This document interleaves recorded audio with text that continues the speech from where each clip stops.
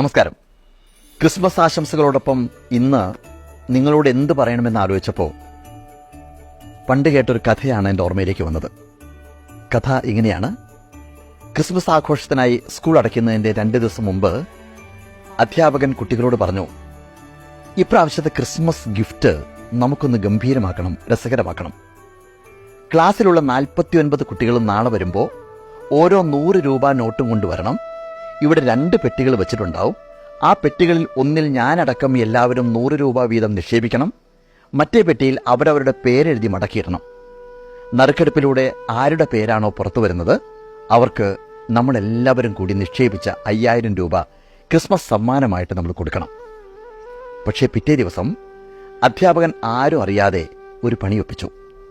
ആ ക്ലാസ്സിലുണ്ടായിരുന്ന 50 കുട്ടികളിൽ ഒരാൾ, 1 മാസമായി ആശുപത്രിയിൽ അത്യാസന്ന നിലയിൽ കിടക്കുന്ന മേരി എന്ന ആ മകളുടെ പേരാണ് തൻ്റെ പേരിന് പകരം ആ അധ്യാപകൻ എഴുതിയിട്ടത്.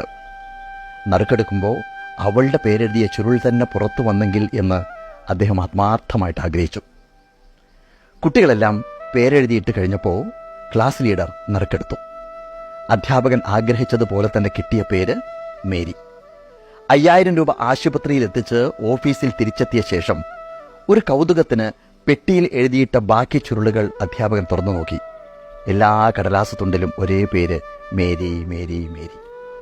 ക്രിസ്തു ലോകത്ത് മുഴുവൻ പഠിപ്പിക്കാൻ ശ്രമിച്ചത് സ്വന്തമാക്കാനായിരുന്നില്ല, മറ്റുള്ളവരെ സഹായിക്കാനായിരുന്നു. എടുക്കാനായിരുന്നില്ല, കൊടുക്കാനായിരുന്നു. ജീസസ് ലോകമെന്ന ഈ വലിയ ക്ലാസ് മുറിയിൽ അധ്യാപകനും യേശുവിനെ ആദരിക്കുന്നവർ വിദ്യാർത്ഥികളുമാണെങ്കിൽ എത്ര പേർ സ്വന്തം പേരിന് പകരം നിരാലംബരുടെയും അഗതികളുടെയും വേദന അനുഭവിക്കുന്നവരുടെയും തങ്ങളുടേതല്ലാത്ത കാരണം കൊണ്ട് വ്യത്യസ്ത ശേഷികളുള്ള കുട്ടികളായി പിറക്കാൻ വിധിക്കപ്പെട്ടവരുടെയുമൊക്കെ പേരുകൾ ഇതുപോലെ മനസ്സിൽ കുറിച്ചിടുന്നുണ്ട് എന്നുള്ളതാണ് ഈ ക്രിസ്മസ് ദിനത്തിൽ എൻ്റെ ചോദ്യം.